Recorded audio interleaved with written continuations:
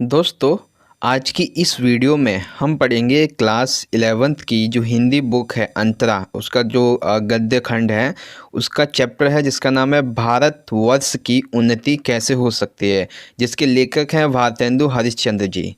तो इस चैप्टर को आज की इस वीडियो में हम कवर करने वाले हैं। आई होप दोस्तों कि आपको ये वीडियो हमारी ज़रूर पसंद आएगी और बाकी की वीडियोस ऑलरेडी पसंद आ ही रही होंगी आपको।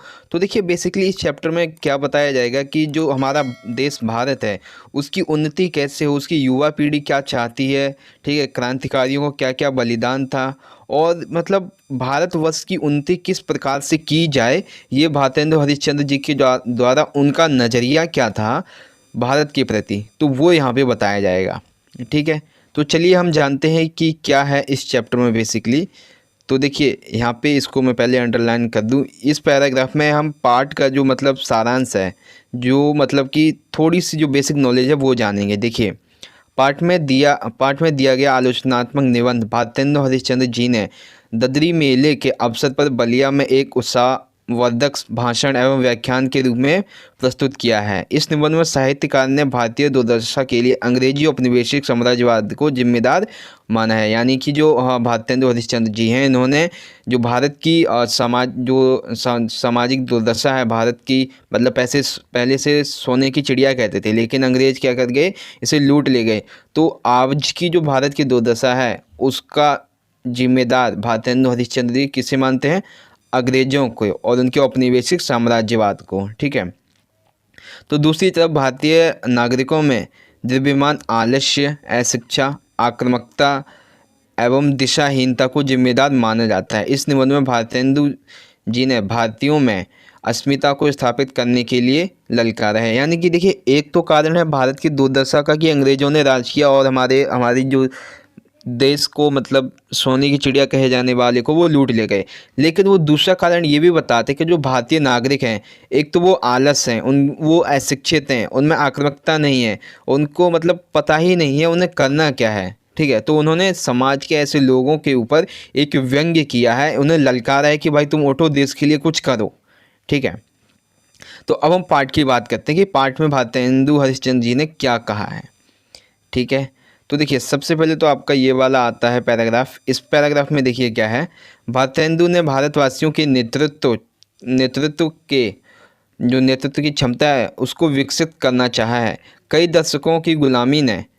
दशकों यानी कि कई सालों तक, 10-20 नहीं बल्कि 50-60-100 सालों तक, कई दशकों की गुलामी ने हमारे नेतृत्व क्षमता को हतोत्साहित कर दिया है। यानी कि हमें नेतृत्व करने लायक छोड़ा ही नहीं है, इसलिए हम अंग्रेज़ों के पिछलग्गू बन गए। यानी कि जो अंग्रेज हमारे लिए छोड़ के गए हैं, हम केवल उसी को अपनाते जा रहे हैं। भारत को सांस्कृतिक स्वतंत्रता तभी मिलेगी जब हम अपना नेतृत्व स्वयं करेंगे। यानी कि भारत को पूर्ण रूप से सांस्कृतिक स्वतंत्रता तभी मिलेगी जब हम अपने नियम लागू करेंगे, खुद का नेतृत्व खुद करेंगे। इस रचनात्मक विचारधारा का सकारात्मक परिणाम हमें गांधी जी, सुभाष चंद्र बोस, जवाहरलाल नेहरू, पटेल एवं अंबेडकर आदि के लोकतांत्रिक नेतृत्व में दृष्टिगोचर होता है। यानी कि ये जो लोग हैं, इन्हें इनके नेतृत्व जैसा हमें खुद को नेतृत्व करना पड़ेगा, तभी जाके हमारा जो भारत देश है वो उस लायक बनेगा जैसा अंग्रेज़ों के शासन के पहले था। ठीक है, उसके बाद भारतेंदु जी अंग्रेजों के विरोधी तो थे लेकिन पाश्चात्य आधुनिकतावादी संस्कृति के नहीं। यानी कि जो पश्चिमी संस्कृति है उसके वो विरोधी बिल्कुल भी नहीं थे, लेकिन अंग्रेजों के विरोधी जरूर थे। उन्होंने बलिया के कलेक्टर रॉबर्ट साहब, बलिया के जो कलेक्टर हैं उनका नाम है रॉबर्ट साहब, की खुलकर प्रशंसा की है। क्यों? साहित्यकार ने अकबर, बीरबल, टोडरमल की धार्मिक सहिष्णुता, तीक्ष्ण नेतृत्व क्षमता एवं भू राजस्व नीतियों के कारण उनकी सराहना की है। क्योंकि ये जो बलिया के कलेक्टर हुआ करते थे, ये इन्होंने साहित्यकार अकबर, बीरबल, टोडरमल, धार्मिक सहिष्णुता, नेतृत्व एवं इन सभी नीतियों की इन्होंने बहुत सराहना की थी, जिसकी वजह से जो भारतेंदु हरिश्चंद्र जी हैं इनकी प्रशंसा करते हैं। भारतेंदु हरिश्चंद्र ने भारतवासियों की तुलना रेलगाड़ी के डिब्बों से की है। देखिए, भारतेंदु जी ने जो भारत के वासी हैं, जो नागरिक हैं भारत के, उनकी तुलना किससे की? एक रेलगाड़ी के डिब्बों से की है। क्यों? इसका तात्पर्य यह है कि हम भारतवासी बिना नेतृत्व के चल ही नहीं सकते। भारतेंदु जी का कहना है कि हम जो भारतवासी नागरिक हैं वो बिना नेतृत्व के चल ही नहीं सकते हैं।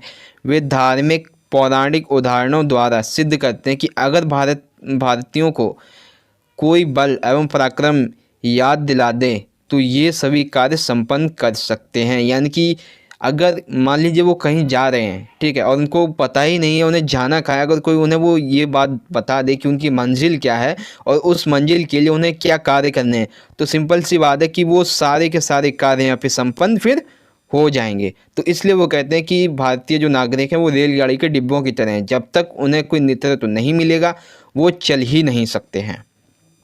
ठीक है। उसके बाद जो भारतेंदु हरिश्चंद्र जी हैं, उन्होंने इतिहास के मर्मज्ञ का चित्रक है। यानी कि भारतेंदु का जो इतिहास है वो मर्मज्ञ चित्रक है। कैसे?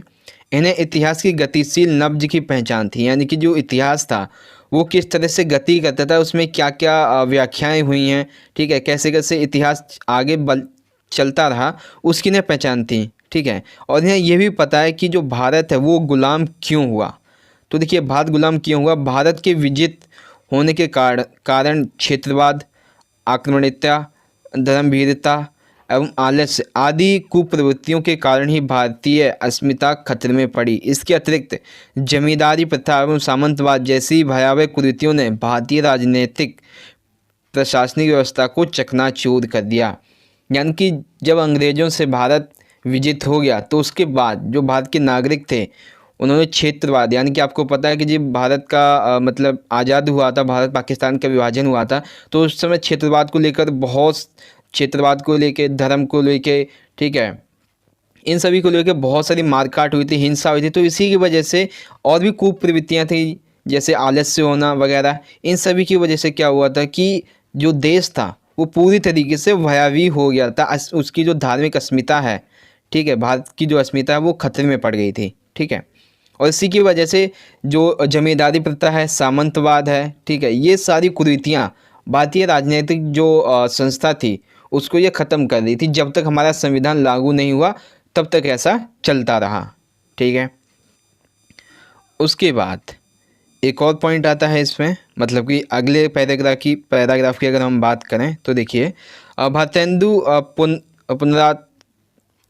पुनरुत्थानवादी साहित्यकार हैं। यानी कि ये ऐसे साहित्यकार हैं जो किसी भी चीज़ को दोबारा से शुरुआत करते हैं। ठीक है। मतलब कोई इतिहास मान लीजिए तो उस इतिहास को वो अपने नज़रिए से फिर से लिखते हैं। ठीक है। उसके बाद इनके विचारों में आधुनिकतावाद के साथ ही भारतेंदु जी समाज सुधारक साहित्यकार हैं। यानी कि भारतेंदु जी अभी की जो आधुनिक चीज़ें हैं उनको सोचते हुए अपनी जो कविताएं हैं, जो लेखन है, उसको विराम मतलब कि उसको पूर्ण करते हैं। ठीक है। उनके समय में आम जनता अपने देश भारत के अतीत का गौरव मूल सी ही गई थी। यानी कि देखिए, यहाँ पे ये कह रहे हैं कि उनके समय में जो उनकी आम जनता थी वो भारत के अतीत का गौरव, यानी कि भारत पहले कैसा था अंग्रेज़ों से पहले, वो भूल गए हैं कि भारत बहुत अच्छा था अंग्रेज़ों से पहले। यानी कि वो भारत के बारे में कोई भी व्यक्ति इतिहास नहीं जानता है। ये सब जानबूझकर नहीं हुआ था, बल्कि अंग्रेजी शासन, उनका भय, आतंक, दमनकारी रवैया और भारतीयों को अशिक्षित होना इसके लिए जिम्मेदार था। यानी कि वो ये कहते हैं कि ऐसा होना वो उन नागरिकों की मजबूरी नहीं थी, बल्कि जो अंग्रेज़ों का शासन था, उनके भय के कारण, उनके आतंक के कारण, दमनकारी नीतियों के कारण, भारतीयों के अशिक्षित होने के कारण वो भारत के अंग्रेज़ों से आने वाले पहले के अतीत के बारे में बिल्कुल भी नहीं जानते थे। ठीक है। अतः भारतेंदु जी के सामने सबसे मुख्य प्रश्न यह था कि समस्या यह थी कि भारतीयों का पुनर्जागरण किया जाए, अर्थात भारत के लोगों को अतीत का गौरव का महान इतिहास जो भूल गए हैं उन्हें नाटकों के माध्यम से, रंगमंच के कला माध्यमों से आदि के माध्यम से उन्हें गौरव के महान इतिहास को याद दिलाया जाए। अतः वे अपने नाटकों का कथ्य चयन भी इसी प्रकार का रखते हैं। तभी इनके विचारों में आधुनिकतावाद के समय अतीतोन्मुखी परंपरा का बोध मिलता है।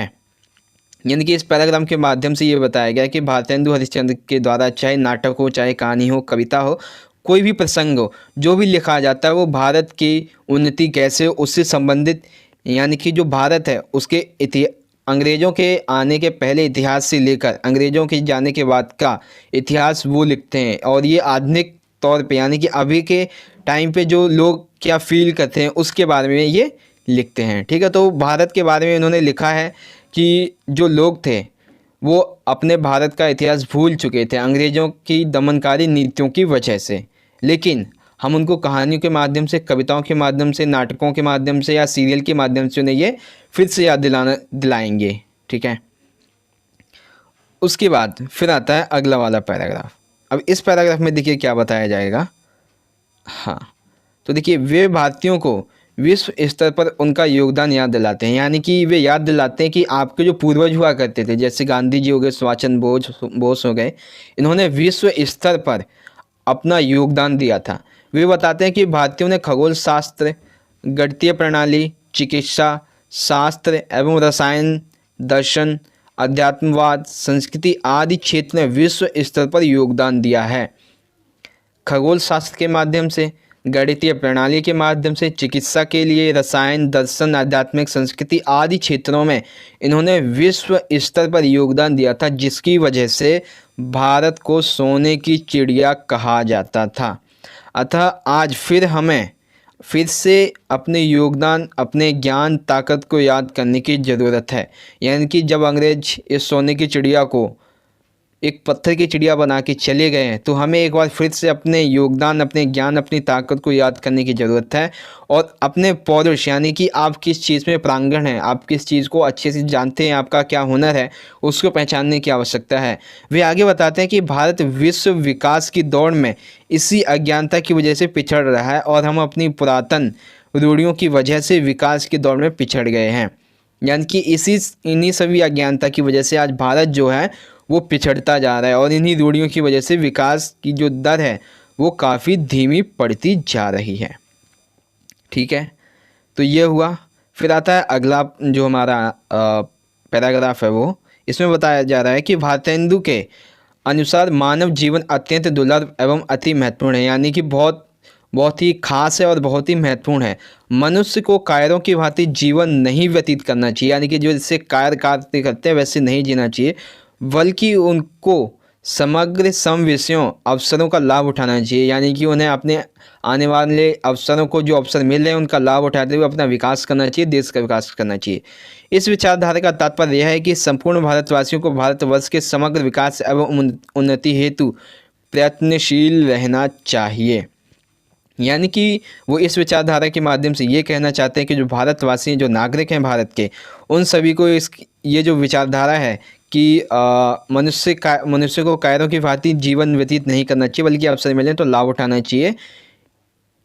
इसका प्रयोग करके वो आगे बढ़ सकते हैं, देश को आगे बढ़ा सकते हैं। भारतेंदु जी ने राष्ट्र के हित के लिए व्यक्तिगत हित को महत्व नहीं दिया, यह साहित्यकार का प्रगतिशील दृष्टिकोण है। यानी कि भारतेंदु जी ने राष्ट्र के हित यानी देश के हित के लिए अपने खुद के हित को कोई महत्व नहीं दिया है, क्योंकि देश सबसे पहले, उसके बाद आप हो। ठीक है, यह साहित्यकार का एक प्रगतिशील दृष्टिकोण माना जाता है। ठीक है, उसके बाद एक और पैराग्राफ है। अभी हमारे 2 पैराग्राफ और बाकी बचते हैं, उसके बाद चैप्टर ख़त्म होगा। मतलब मिनिमम आपके भी 5 से 7 मिनट और लगेंगे। ठीक है, कम से कम 5 मिनट समझ लीजिए। उसके बाद देखिए इस पैराग्राफ में क्या बताया जा रहा है। भारतेंदु जी ने भारतीय संस्कृति की अस्मिता को उद्धार हेतु निर्विमूलक एवं पलायनवादी विचारों के स्थान पर प्रवृत्तिमूलक एवं वैज्ञानिक दृष्टिकोण अपनाने पर बल दिया। यानी कि भारतेंदु जी ने जो भारत की संस्कृति है उसको बढ़ाने के लिए पलायनवादी विचारधाराओं के आधार पे, जो पश्चिमी विचारधारा है उसको हटाकर जो वैज्ञानिक दृष्टिकोण है, जो मूलक दृष्टिकोण है, प्रवृत्ति मूलक एवं जो वैज्ञानिक दृष्टिकोण है उसको अपनाने पर बल दिया। यानी कि अपनी संस्कृति को अपनाइए। उनके अनुसार भारत में जितना कोई निकम्मा होता है उसे उतना ही बड़ा अमीर समझा जाता है। यानी कि भारत में एक दृष्टिकोण है कि जो बंदा जितना ज़्यादा निकम्मा होगा उसे उतना ही ज़्यादा पैसे वाला माना जाता है। हालांकि इस कुप्रवृत्ति ने आज भी भारत को तोड़ने का प्रयास किया है। यानी कि ये जो कुप्रवृत्ति चली आ रही है इसने भारत को तोड़ने का ही प्रयास किया है। हमारे यहाँ मानसिक श्रम की अपेक्षा, यानी कि जो भारत है यहाँ पे मानसिक श्रम की अपेक्षा शारीरिक परिश्रम को कम महत्व दिया जाता है, लेकिन राष्ट्रपिता महात्मा गांधी ने मानसिक एवं शारीरिक दोनों प्रकार के श्रम को समान महत्व देकर श्रमजीवी संस्कृति को समांकित धरातल प्रदान किया है। यानी कि जो हमारा देश भारत है, यहाँ पे मानसिक श्रम की अपेक्षा शारीरिक श्रम को कम महत्व दिया जाता है, बल्कि शारीरिक श्रम जो है वो काफ़ी अधिक होता है। लेकिन जो हमारे राष्ट्रपति महात्मा गांधी जी हैं, इन्होंने मानसिक एवं शारीरिक दोनों प्रकार के श्रम को समान महत्व दिया है एवं श्रमजीवी संस्कृति का धरातल पर प्रदान किया है। भारतेंदु जी भारतवासियों को समय के साथ चलने के लिए कहते हैं। वे चाहते हैं कि भारतवासी अपनी आवश्यकताओं के लिए किसी दूसरे की ताकतों पर मोहताज ना रहें और आगे बढ़ते रहें। ठीक है, उसके बाद ये वाला पैराग्राफ आता है। देखिए क्या कहा जा रहा है कि भारतेंदु जी ने भारतीय वासियों में उत्साह का संचार करने के लिए ऐतिहासिक, धार्मिक एवं पौराणिक साक्ष्यों को प्रस्तुत किया है। भारतेंदु जी इतिहास की गंभीर अवधारणा की जानकारी रखते थे। उपयुक्त तथाकथित संदर्भों का प्रयोग भारतेंदु जी ने राष्ट्रीय संस्कृति चेतना को समेकित रूप में मतलब कि चेतना को समंकित रूप में किया है। यानी कि जो भारतेंदु हरिश्चंद्र जी हैं, इन्होंने भारतवासियों के उत्साह का संचार करने के लिए ऐतिहासिक, धार्मिक एवं पौराणिक साक्ष्यों का इन्होंने सहारा लिया, जिसकी वजह से लोग इनके जो विचार हैं उनसे प्रभावित होते हैं। उसके बाद अगला आता है, देखिए कि भारतेंदु जी भारत के कण कण में उन्नति एवं अभ्युत्थान देखना चाहते थे।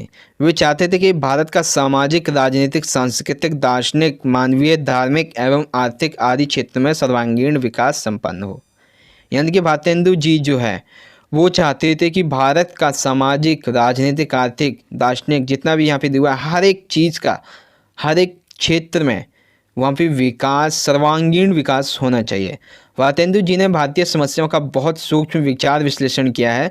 वे समस्या मुक्त भारतीयता के हिमायती थे। वे धर्मनीति के समर्थ हिमायती थे, लेकिन वे धर्मांधता, सांप्रदायिकता, क्षेत्रवाद, तत्कालिक दोषों से मुक्त होने की तरफ इशारा करते थे। यानी कि वो ये कहते थे कि केवल अपने लिए नहीं बल्कि अपने देश के लिए जियो और जितनी भी समाज की कुरीतियाँ हैं उनसे दूर रहो। ठीक है, अभी हमारा एक लास्ट पैराग्राफ बचता है, उसके बाद हमारा जो चैप्टर है वो ये ख़त्म हो जाएगा। ठीक है, अब देखिए भारतेंदु के विचारों में देशभक्ति के साथ राजभक्ति की प्रार्थना अखिल भारतीय राष्ट्रवादियों के लिए खटकती है। यानी कि जो भारतेंदु जी के देशभक्ति के प्रति जो विचारधारा है, वो जो राजभक्ति की प्रार्थना अखिल भारतीय जो राष्ट्रवादी हैं उनके लिए ये खटकती है। क्यों? क्योंकि ये देशभक्ति हैं। तो वहीं जो लोग इस देशभक्ति को स्वीकार नहीं करते हैं उनके लिए एक मतलब कि उनके लिए एक आलोचना की तरह है। ठीक है, वे तीज त्यौहार की नैतिक, मानवीय एवं वैज्ञानिक व्याख्या के हिमायती थे। वे नारी शोषण, दलित शोषण, किसी भी कुप्रवृत्ति के खिलाफ थे। भारतेंदु सौहार्द संप्रदाय के कारण मुसलमानी संस्कृति को पूर्ण तार्किकता एवं आधुनिकता के साथ जोड़ना चाहते थे। वे भारतीय जनता को किसी भी प्रकार से कृपा पात्र के मोहताज नहीं रखने चाहते थे। यानी कि वो हर एक प्रकार से देश को आगे बढ़ाना चाहते थे, देश के नागरिकों को आगे बढ़ाना चाहते थे और जो संभव प्रयास उनकी तरफ से हो सकता था उन्होंने किया है। ठीक है, तो आई होप आपको ये चैप्टर समझ में आया होगा। तो दोस्तों आशा करता हूँ कि आज की ये वीडियो आपको पसंद आई होगी। वीडियो के सारे पॉइंट्स मैं आपको एक बार दोबारा से दिखा रहा हूँ। आप चाहें तो वीडियो को पॉज करके इससे इजीली पढ़ सकते हैं, अदरवाइज़ मैंने आपको समझा दिया तो आप रिवाइंड कर सकते हैं, आपको समझ में आ जाएगा। तो दोस्तों आशा करता हूँ कि आज की ये वीडियो आपको पसंद आई होगी। वीडियो अगर अच्छी लगी तो लाइक कर देना और इस वीडियो को अपने दोस्तों के साथ अधिक से अधिक जरूर शेयर कर देना, ताकि उन्हें भी पता चल सके कि ये जो भारतेंदु हरिश्चंद्र जी का चैप्टर है ये बहुत ही ईजी है। तो चलिए दोस्तों मिलेंगे अगली वीडियो में अगले चैप्टर के साथ। तब तक के लिए आप पढ़ते रहिए, अपना ख्याल रखिए। धन्यवाद। जय हिंद, वंदे मातरम।